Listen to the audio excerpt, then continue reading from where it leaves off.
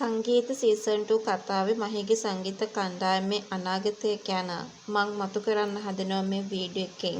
කාරණාවක් ඒක තීරණාත්මකයි.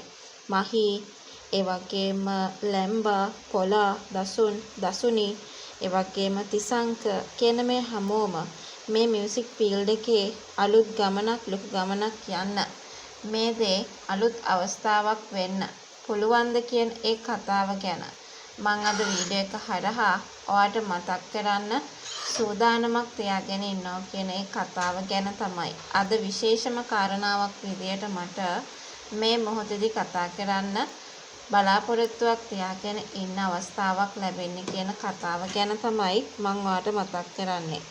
මහීගේ නායකත්වය සහ කැපවීම, මහී කියන්නේ තමන්ගේ කණ්ඩායම ගැන ගොඩාක් හිතන, ඔහුට තිබෙන ජනප්‍රියත්වයත් එක්ක කණ්ඩායමේ අනික් සමාජිකයන්ට හොඳ වේදිකාවක් නිර්මාණය කර දීමේ හැකියාව ඔහුට තිබෙනවා.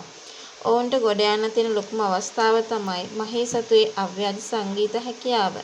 කණ්ඩායමේ එකමුතුකමත් අපිට මේ වෙලාවේ හොඳින්ම කතා කරන්න chance එකක් තියාගෙන ඉන්න ඕනි කියන ඒ කතාව ගැන මම අද වීඩියෝ එක හරහා ඔයාලට මතක් කරන්න සූදානම් වෙනවා.